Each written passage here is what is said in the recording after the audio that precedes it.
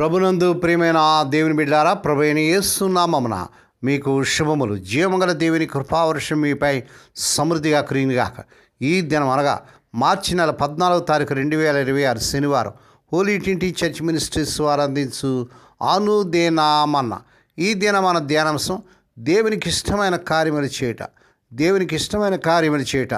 దేవుని వాక్యం చదువుకుందామండి. యోహాను సువార్త 8వ అధ్యాయం 29వ వచనం. యేసు ప్రభువు రీతిగా సెలవిచ్చారు, నన్ను పంపిన వాడు నాకు తోడే అన్నాడు. ఆయనకి ఇష్టమైన కార్యము నేను ఎల్లప్పుడూ చేదును కనుక ఆయన నన్ను ఒంటరిగా విడిచిపెట్టలేదు. దేవుడు తన పరిశుద్ధ వాక్యం దీవించునుగాక. దేని బిడ్డారు, మీరు అంతా బాగున్నారండి? మీ ఆరోగ్యాలు ఎలా ఉన్నాయి? మీ కుటుంబంలో అందరూ బాగున్నారా? మీకోసం మేము ప్రతిదినం కూడా ప్రార్థన చేస్తాం. హోలీ ట్రినిటీ చర్చ్ మినిస్ట్రీస్ కోసం ప్రార్థిస్తూ ఎంతగానో సహాయపడుతున్నాం. మా ప్రియులందరి కోసం మేము భారంతో ప్రార్థన చేస్తున్నాం.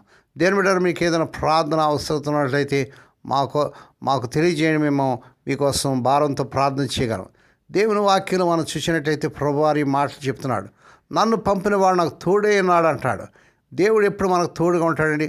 ఎప్పుడైతే మనం ప్రభుకి ఇష్టమైన కార్యాలు చేస్తూ ఆయన చిత్తానుసారంగా మనం నడుస్తామో అప్పుడు దేవుడు మనకు తోడుగా ఉంటాడు. బైబిల్లో భక్తులందరికీ ఆయన ఆ తోడుగా ఉన్నట్లుగా మనం చూస్తున్నాం.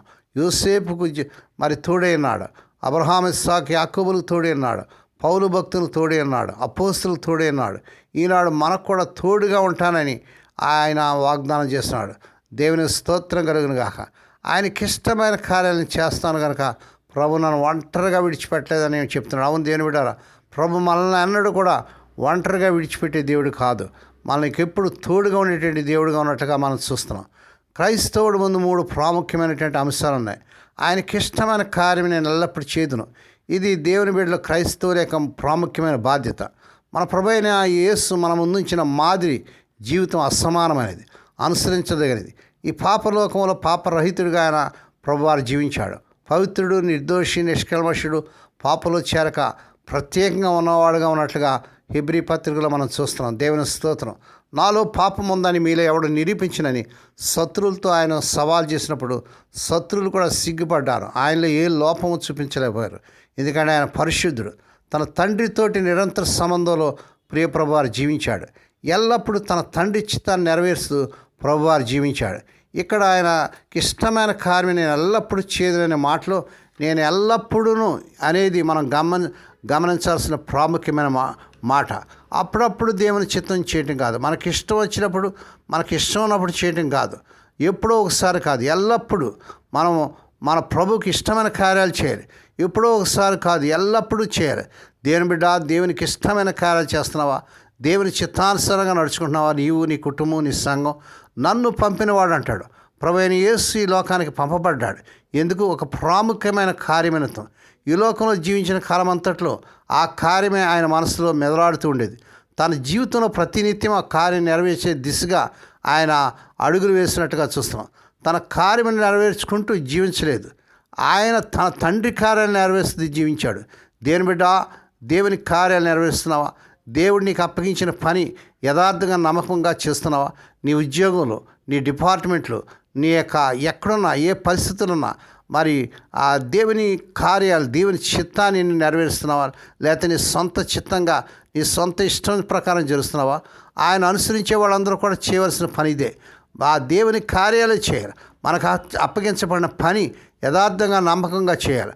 నన్ను పంపిన వాడనే మాట నిరంతరం మన మనసులో ప్రతిధ్వనిస్తూ ఉండాలి. దేవుడు ప్రభు ఒక ఉద్దేశంతో మన ఈ లోకాన్ని పంపాడు. ఆ పనిని, ఆయన చిత్తాన్ని ఎరిగి మనం ఆ పనిని ముగించాలి. ఆయన నన్ను ఒంటరిగా విడిచిపెట్టలేదని ప్రభువారు చెప్తున్నాడు. దైవిక సన్నిధి నిరంతరం మనతో ఉంటుంది. ఈ వాస్తవాన్ని క్రీస్తు ప్రభువారు నొక్కి చెప్పాడు. ఆయన నన్ను ఒంటరిగా విడిచిపెట్టలేదు అంటాడు. ఆహా, ఎంత ఆదరకైన మాట మనకిదండి. దేవుని బిడ్డ, ఒకవేళ ఒంటరి స్థితిలో ఉన్నావేమో, తల్లిదండ్రులు పోయి, భార్య బిడ్డలు పోయి, కుటుంబం మరి భర్త బిడ్డలు కుటుంబం లేక ఒకవేళ ఒంటరిగా అయిపోయామో, నీ బిడ్డలు నిన్ను విడిచిపెట్టేసారేమో, వృద్ధాప్యంలో ఏమి చేయలేని పరిస్థితులు ఉన్నామో, దేవుని బిడ్డ, ఈ మాటలు నిన్ను ఎంతగానో ఆదరించేదిగా ఉంటుంది. ప్రభు అంటున్నాడు, నేను విడబాయను, యుగ సమాప్తి వరకు నీతో ఉన్నానంటున్నాడు. దేని బిడ్డ, మనం ఒంటరి వారు కాదు, మనతో ప్రభు ఉన్నాడు. ఈ ఆదరణకైన మాటలు తీసుకొని ప్రార్థన చేయండి. అన్ని సమయాలు ఆయన మనతో ఉంటాడు. మన శ్రమల్లో, మన కష్టాల్లో, మన వ్యాధి బాధలో ప్రియప్రభు మనతో ఉంటాడు. మనల్ని ఆదరిస్తూ, ఓదారుస్తూ మనకు సహాయం చేస్తూ ఆయన మనతో ఉంటాడు. అంతరించలేదు అభిషేకించబడిన యాజకుల వంశం నిలిచే ఉంటుంది. ఆ నిరంతరం ఆయనతో సహవాసం చేస్తూ కొనసాగుతూనే ఉంటుంది. కాలం దొరిన, తరాలు మారిన, కష్టాలు నష్టాలు, పెను తుఫాలు చుట్టూ మోహరించిన, శ్రమలు పరీక్షలు, సముద్రపు పుటల్లా ముంచెత్తుకి ముందుకొచ్చిన విధేయతతో అది పరిచయం చేస్తూనే ఉంటుంది కదా. శోధనలో వేదనలో మన విడివని ఎడబాయని మన దేవుడు మనతో ఉన్నాడు, ఆదరిస్తూ ఓదారుస్తూ సహాయం చేస్తున్నాడు. కనుక ఈ మాటలతో ఆదరణ పొందని ధైర్యం తెచ్చుకోండి, ప్రభుల ముందుకు సాగండి. దేవుడి మాటలు దీవించును గాక. ప్రార్థన చేసుకుందాం. పరిశుద్ధమైన మా తండ్రి, నువ్వు ఎంతైనా నమ్మదగిన దేవుడు, గొప్ప దేవుడు నాయన. మమ్మల్ని ఎన్నడూ కూడా విడిచిపెట్టే దేవుడు కాదు, ఒంటరిగా విడిచిపెట్టలేదు ప్రభా. అవును తండ్రి, మీరు మాకు తోడే ఉన్నాడు అన్నట్లుగా కూడా మా తండ్రి నీ వాక్యాలు చూస్తున్నాం తండ్రి. ఈ దినం పుట్టిన దినాలు, వివాహ దినాలు, శుభదినాలు జరుపుకునే బిడ్డలు కూడా బహుగా దీవించి మరొక సంవత్సరమైన దాయకరిటైన బిడ్డకు ధరింపజేయండి ప్రభు. నీ చిత్తాన్ని చేసేవారుగా మా తండ్రి, నీ చిత్తానుసారం నడిచే బిడ్డలుగా ఉంటూ సహాయం చేయండి. ఎవరైతే రోగాలతో, కష్టాలతో, సమస్యలతో మరి ఐసీయూలోని మా తండ్రి సీరియస్ కండిషన్ ఉన్నారు, ఇప్పుడే కలవరి శిలువ రక్త ప్రభావాన్ని శిరస్సు మనకు పాదంలో చేస్తున్నాను. స్వస్థత, ఆరోగ్య, విడుదల యేసు నామములో ప్రకటిస్తున్నాం తండ్రి. ఏ కుటుంబంలో అయితే తమ ప్రియుల నిద్ర నుంచి మాడించి దుఃఖంలో వేదన ఉన్నారో అటు వారికి కావాల్సిన ఆదరణ దయచేయండి. హోలీ ట్రింటీ చర్చ్ మినిస్ట్రీస్ ద్వారా మారుమూరుగా మన మురికి వాళ్ళు ఆయా రాష్ట్రాలు జరిచిన పరిచయను నీ దినదాసనం, దాస్తురాన్ని, విధురాన్ని, దిక్కులేని బిడ్డలను, తండ్రి లేని బిడ్డలను జ్ఞాపకం చేసుకొని వారి ప్రతి అవసరత తీర్చని ప్రభు నీకు వందనాలు. స్వదేశ విదేశాలు ఉద్యోగాలకు తిప్పబడుతున్న యవన బిడ్డల కారు అర్హతని మించిన ఉద్యోగం వచ్చినగాక, అద్భుతం జరుగునుగాక. వివాహం కానీ యవన బిడ్డలకు ఈ నెలలో అద్భుతం జరిగించుకొని వారు కోరుకునే చక్కని సంబంధాలు కుదిరి వారి వివాహాలు ఘనంగా జరుగునుగాక. మా తండ్రి, ప్రపంచ దేశాల్లో జరుగుతున్న యుద్ధాన్ని ఆపి ప్రభా నెమ్మది, సమాధానం ఇరు దేశాల మధ్య దయచేయండి తండ్రి. సమాధానకర్త, అధిపతిగా ఉన్నాను. ఆకలి దప్పికలతో యుద్ధం వల్ల ఆయన అనేక మంది తండ్రి, వృద్ధులు, చిన్నబిడ్డలు, నాయన గర్భిణీ స్త్రీలు, మరి పాలిచ్చే బిడ్డలు ఎంతోమంది నాయన అలల్లాడుతున్నారు ప్రభా. సహాయం చేయండి. వారి పట్ల నువ్వు అద్భుతం జరిగించుకొని మా తండ్రి యుద్ధాన్ని ఆపి నెమ్మది, సమాధానం దయచేయండి.